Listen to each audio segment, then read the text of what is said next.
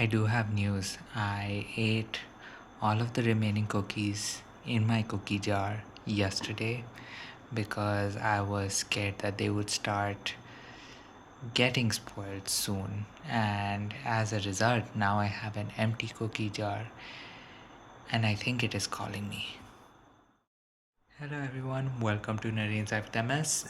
This is Narain and it's time for Friday Findings, and I am really excited today because I actually have, you know, two pretty interesting articles. In fact, I wanted to add an additional article which pretty much covers something very similar but something very different at the same time.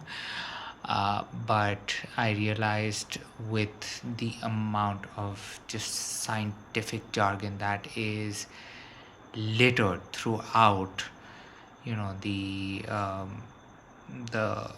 articles I have, I felt like it would have been overkill. So as a result, I will probably see if I can maybe, if that is still a relevant enough article or a current enough article next week, so that I can share the third article then. But as of the two articles that I have today, both of them are very interesting. One, of course, I think the first one is definitely something to watch out for. It is honestly something that fills me with a lot of hope. And the second article also is maybe a little more relevant to me, which is why I wanted to have a little extra time to really understand that third article. So I'll try to get that third article in next week. But with, of course, all of that being said, we can definitely get started. But before I switch over to article number one, I do want to say please do read the articles that I have linked in the description section of this video, so that you can actually probably get a better understanding than I probably have, and you actually have certain opinions, certain things that you have thought, so that you can share your thoughts, your insights, your experiences in the comment section, so that we can get the conversation started. But of course, with all of that said, why don't we start with article number one? Starting off with article number one, I will try to talk a little bit faster because there are a few things that are in my head. I'm pretty sure I'm going to forget them very soon. So there is a drug company called Oculus, and it is, it has has created a new drug called Privosegtor, and it is currently being tested by the FDA, or the FDA is actually looking to approve it for optic neuritis. So it is currently filed under an investigational new drug, or an IND application, with the FDA for optic neuritis. Now, why is this important? Well, optic neuritis is very common with MS patients. I, of course, have optic neuritis, so I do hope that something good comes out of it. But you know, um, one of the reason why this article is very important is because the FDA has seen that there is a very high chance that Privosegtor can actually get approved for optic neuritis. But one of the other things that Oculus, the company, has realized is that this drug, Privosegtor, might actually also be beneficial for anyone experiencing, and this is the great part, acute multiple sclerosis relapse. What does this mean? So when you have a relapse of MS, your legs start feeling heavy, your your vision gets blurry, you're not able to stand properly, you're not able to balance properly, you're not able to walk properly, you have no energy. And the thing is, until now, there is no drug that can pretty much be administered at that point so that it can pretty much halt all of these symptoms propping up, all of these flare ups happening at the same time.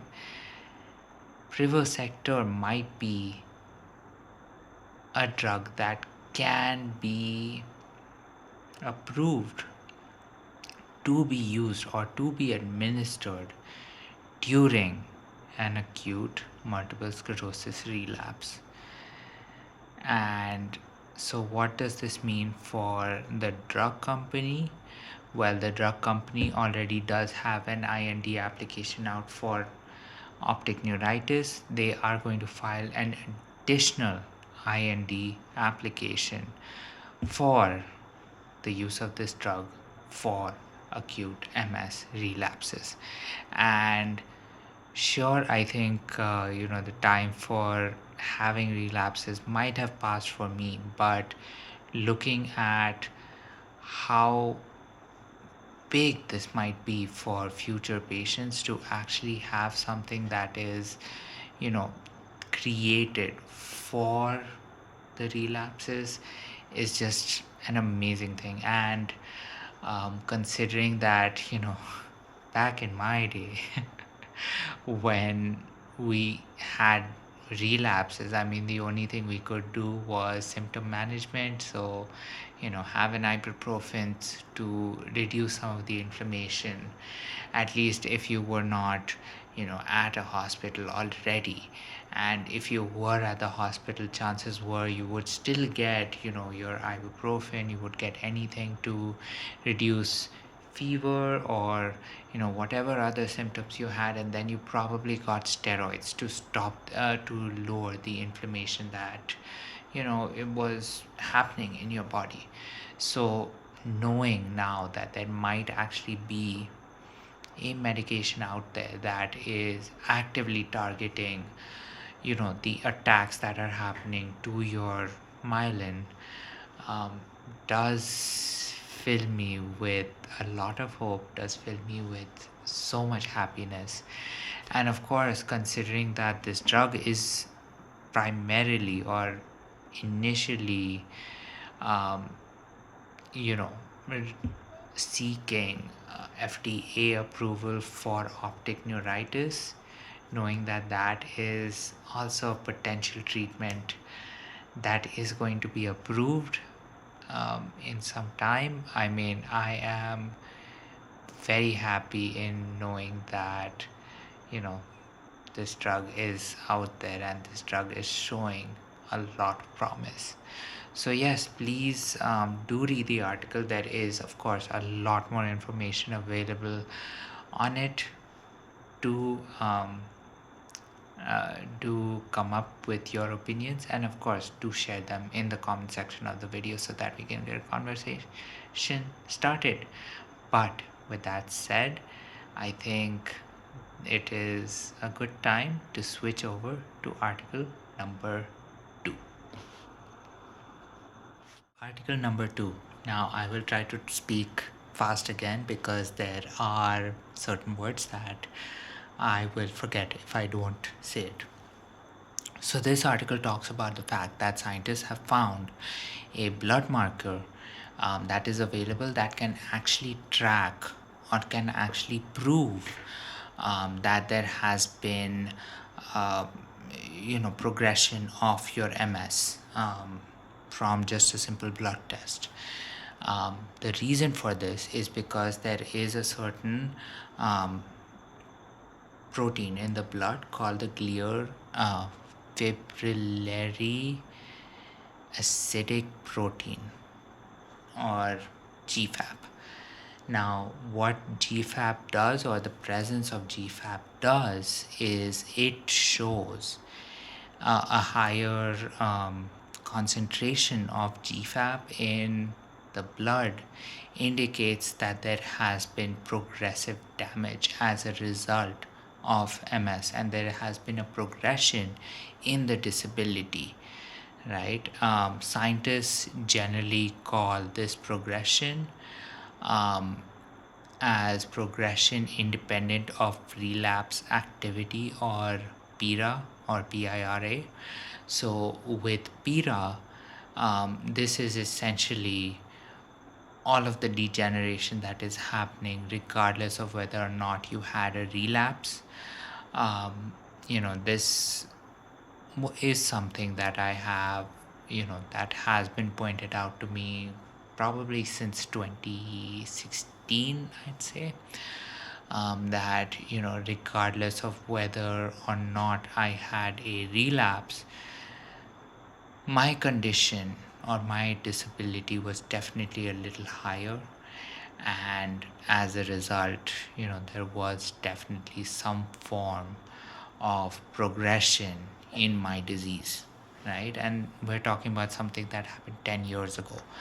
And so the fact that scientists have actually identified GFAP as being a biomarker that can identify, where progression has happened in a patient, um, definitely does allow scientists to, um, you know, obviously do a lot more research to identify, you know, how how helpful it can be, especially for patients like me who have had MS for multiple years and do want a little more insight or a little more information regarding where this progression is you know at its peak, and which one there is actually no progression happening. Because at the end of the day, it's not that the progression of this disease, especially when it's in the progressive state, you want to know whether it's impacting your hands more than your legs, or in my case, your legs definitely a little more than the eye, right?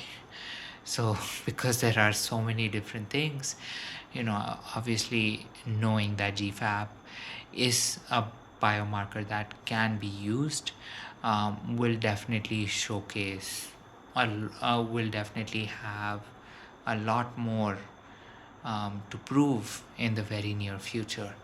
But and when I was talking about that elusive third article, the third article actually talks about a certain medication, a certain new drug that actually is also being tested based on GFAP levels. So, without going into more detail regarding that, I just want to say that yes, this study, this article is also so important because there will definitely be a lot more answers as a result of a small blood test, and it can actually showcase all of the progression that has existed or is occurring in a body of an MS patient. Because scientists, or sorry, rather than scientists, but doctors can actually test and let you know exactly what is happening as a result of the presence of GFAP. So that of course covers the second article. So yes, please do read the article. It is a little more scientific than the first article, but definitely I would say that it is well worth the read, so that you can form your own opinions and you can definitely share them, and we can get a conversation started. And of course, my one big thing is hoping that next week is a relatively quiet week for MS. I mean, there are definitely some articles that I did not touch on, and I would like to probably, have the time to actually talk about them next week. Um, so yeah, I'm hoping that it is a slightly quieter week next week, so that I can get to this third article, and then maybe one of the ones that I also saw, and just thought that this article was maybe a little more um, recent, more relevant to share today. So that is article number 2. So, what did you think of these two articles? Personally, I think, knowing what these two articles have to share, both of them are very relevant to my case of multiple sclerosis, but I'm pretty sure there are so many people, friends, definitely people who, have just um, been diagnosed or have been living with this disease for many, many years that are going to actually, benefit from both of these articles just because of the scope that these articles have, right? The wide spectrum of information that was shared in both of these articles. So definitely there is so many things to look forward to in this article. I'm so excited. I'm so you know so lucky to share all of this information with you. But yes, please do read the articles. Please do form your own opinions. Please do share your thoughts, your insights, your experiences in the comment section so that we can get a conversation started and really learn from what these articles actually have to share with us. Because you know as most of these studies, most of these articles, when they are published, they are pretty much when the scientists have pretty much um, when the scientists are pretty ready to deliver the results of their studies. So, and that really signals just the start of where this article can go, or where, all of this information, all of these studies, all of these results can go. So, definitely, it is just the start of something new. And of course, considering that both of these articles have been, and I actually feel they are so important, I'm pretty sure the future looks very bright right now. So, of course, with all of that said, this is Nareen's Life with MS. My name is Nareen, and I want to finish this off before I actually sneeze, because I do feel a sneeze coming on. Um, with all of that said, I do want to wish you a good night, sweet dreams. I will catch you tomorrow, and of course, happy weekend.